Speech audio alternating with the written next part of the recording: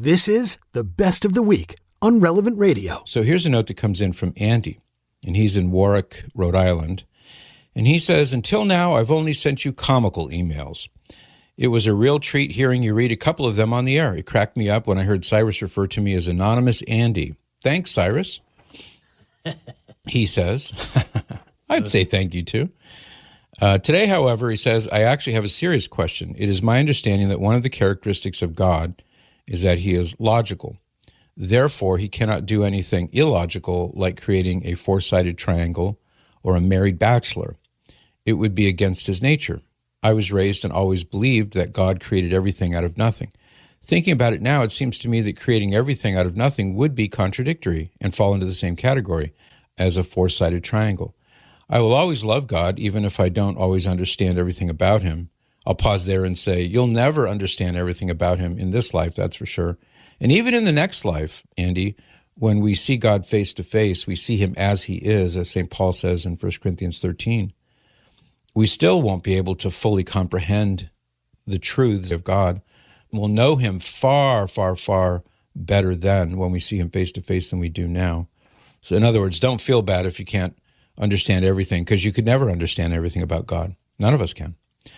He says, could you please explain how creating everything out of nothing is different from creating a four-sided triangle? In other words, how is creating everything out of nothing logical and not contradictory? And he says, thank you. And then he signs off, St. Miscellaneous, pray for us. Well, thank you, Andy. You certainly have kept your good sense of humor. Let's look at it this way. So logical is one way for us to talk about God's nature, but we don't typically, at least in terms of theology or philosophy, talk so much about God being logical so much as he is not susceptible to contradiction. Now, his nature is the fullness, the plenitude, if we want to use that word, of all the transcendent categories, and he is these things to perfection and infinitely so. So what I mean is God is all good. God is existence itself. Think back to Exodus chapter 3, when Moses meets God in the form of the burning bush, and he asks him, he's trying to beg off, he's trying to get out of what God is telling him to do, to go back to the land of Egypt and to rescue his people. And Moses does not want to go back to the land of Egypt. He does not want to rescue God's people. He's a fugitive from justice because he killed a guy and had to flee. And then the whole backstory too, being adopted into the family of Pharaoh and discovering his lineage as an Israelite. So this is a really unpleasant task that God was asking him to do. And when he runs out of excuses, the last excuse is, well, if I go back there and tell them that God sent me, they'll say, which God? I don't know your name, so I can't go. And then God tells him, I am who am, which is a very odd construction when you think about it. I am who am. The grammar is not what we would say. And it's implying, as God says this to Moses, tell them I am sent you. He's telling Moses there that he is existence itself. Now, you can understand this in a variety of different ways, but fundamentally, God is giving Moses his name that centers on the fact that he is existence itself, which ties into your question. How do other things come into existence and that not be irrational, or that in some way is not a contradiction of God's nature? And here's why it's not a contradiction. First thing is because nothing can come from nothing. Beings, created things, do not just pop into existence from nothing. In other words, that there's no cause that causes that effect. Cyrus, who's expertly handling the controls of the Patrick Madrid show right now, as he does every day, he didn't just come into existence. He didn't just say, hey, guess what? I'm here now. His parents produced him in the physical sense. And of course, God creates the soul, and the soul and the body are united at the moment of conception. This planet didn't come into existence out of nothing. It was caused by other things that caused it to come into existence. Supernovae and explosions and collisions of celestial bodies and eons and billions of years of forming and cooling, and then things begin to grow as God creates them. I mean, these are all examples of secondary causes that prove to us, as you consider even the universe itself, everything has a cause. Everything is caused by something before it and outside of it.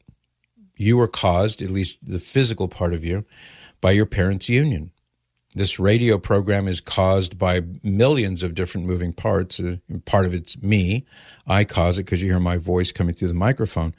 What you don't hear are the electronics involved and the radio waves and all the other things that go into it. There are myriad secondary causes, but ultimately there has to be an uncaused cause. Otherwise, you've got all of these caused beings who are not necessary to exist, and we know that because at one time they didn't exist. I used to not exist. Same with you. Everything, including the universe, at one time didn't exist. So it's not necessary that any of these things exist, but they do exist. So how do we account for that? So going back to the revelation that God gave Moses in Exodus chapter 3, he says, I am who am. He's saying, I am existence itself. He doesn't have existence. He doesn't have being the way you have being and I have being. We only have being in existence because God gave it to us. But he didn't get existence or being from anyone or anything. He is from all eternity pre-existing before he created anything. And even that language is really faulty too. But we don't really have much choice because as temporal beings, we speak in temporal terms. We speak about before and after, and back before this happened, that was going on. Well, when we talk about before he created anything, it starts to falter because there was no before in God's reality, eternally existing, because that would suggest that God was in a time before he created time. And that's not true, because when he created time, time began. So this is why it's not contradictory, because in order for all these things to exist, there must be some pre-existing, never caused, never unnecessary, and there are other things too that we could say about God, this being who is the cause of all other things. So that's where we get to the question of creation ex nihilo. That's the phrase in Latin that we often use to say God created everything out of nothing. He's not a limited, finite, quote-unquote God, like, for example, the Church of Jesus Christ of Latter-day Saints would suggest, that God became a God. He evolved from being a man on a planet somewhere, and then his God decided, okay, you're worthy to become a God, and he sets him up as a God. And then he had to use, according to the Mormon Church, the Church of Jesus Christ of Latter-day Saints, as they prefer to be called, he had to use, their God had to use pre-existing matter and form the planets and other aspects of the cosmos that he is in charge of. He didn't create it out of nothing. They reject that, by the way. But that just means he doesn't exist in the sense that they believe it. But even if he did exist, he would just be a creature. He would have received his being, his existence from some other entity before him and so on. So when we think about God, we're saying it is eminently logical. It's completely non-contradictory to say that God created everything out of nothing. It's not like a three-sided circle or a round square. Those would be true contradictions because they're contradictions about the nature of those things. The nature of a circle is that it's round. The nature of a square is that it's four-sided. And in this case, four equal sides to make it a square.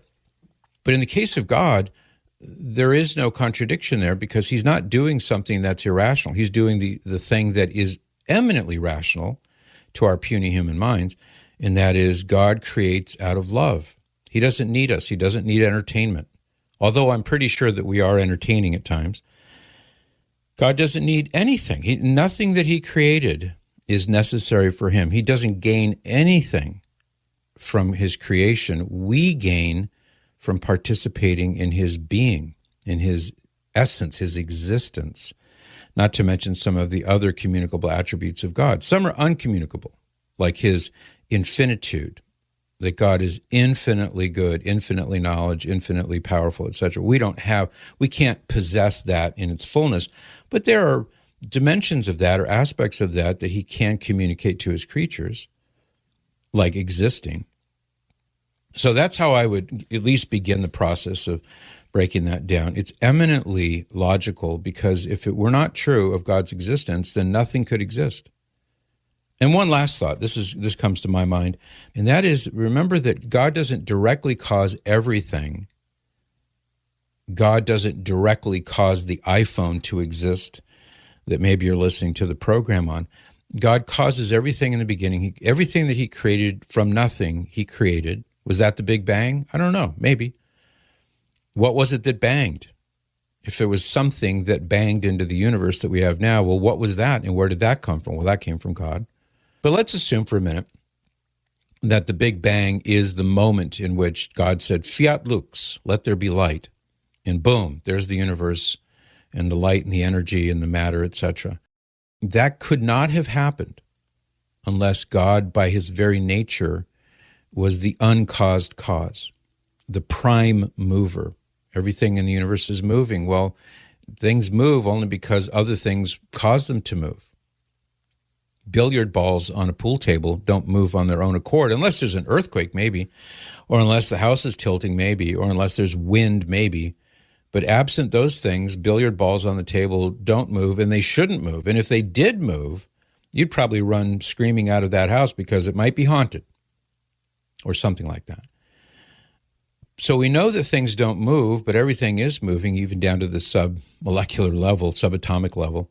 And they have to be caused to move by something outside of it. So all these things that we talk about, these are part of the nature of God. So that when he causes things in the beginning, he causes things to exist out of nothing.